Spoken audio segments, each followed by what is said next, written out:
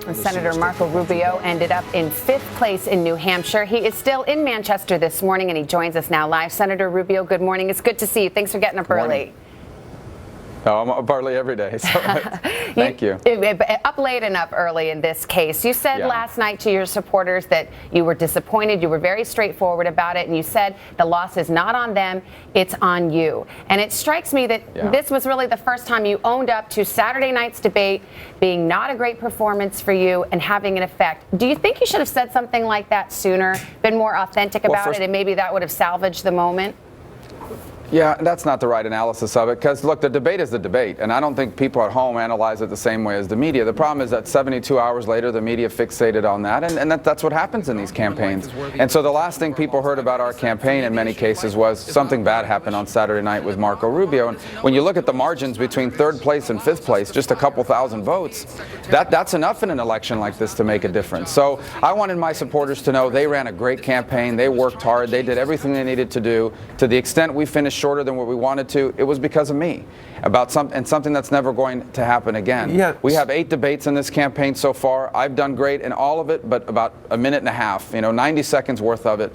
And that will never happen again. This election's too important. It's not just about winning the election, it's about what's at stake here.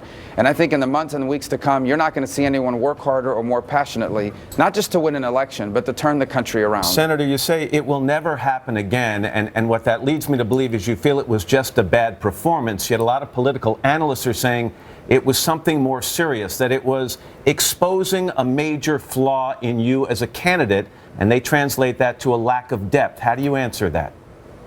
Well, that's absurd, because the truth of the matter is that if you look at this race, no one in this race, for example, has shown greater depth, knowledge, understanding, or better judgment on the foreign policy issues than I have.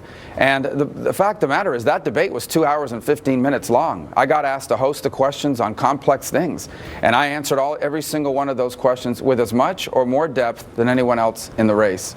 So I'm not worried about that part, because I think both our record on those issues are clear, and moving forward we're going to make it clear. There is not an issue before this country that I cannot discuss in depth with anyone in this race. And by the way, when it comes to foreign policy and national security, I have more experience and have done more work than all the other candidates remaining in the Republican side combined. So I look forward to that conversation as well as we head into South Carolina. And how do you combat that perception if it takes hold, that you are somebody that spouts off talking points, or as one person said it from another campaign, that you're a mile wide but an inch deep?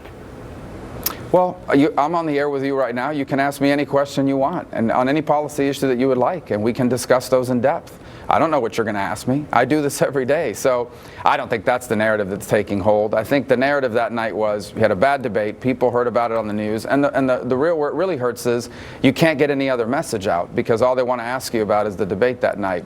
So that's on me. It's not going to happen again. But we're going to get back to the fundamentals of what made us successful in the past. And we're going to be the nominee. It's just going to take a little longer, but we're going to get there. I know you saw the results last night. You saw the margin of victory for Donald Trump. John Kasich had a good night. Yeah. In your heart, do you think anyone can stop Donald Trump from getting the nomination right now? Sure. Yeah, Donald Trump's not going to be the Republican nominee, but New Hampshire's a state that's been badly hurt by, for example, losing jobs to China, the closing of mills, the loss of our manufacturing base, and Donald's really tapped into that. And I think that's an important topic, and it needs to be discussed, without a doubt. But ultimately, to be president, you can't just go around telling people what's wrong. You have to tell people how you're going to fix it. I mean, we just had a conversation about depth.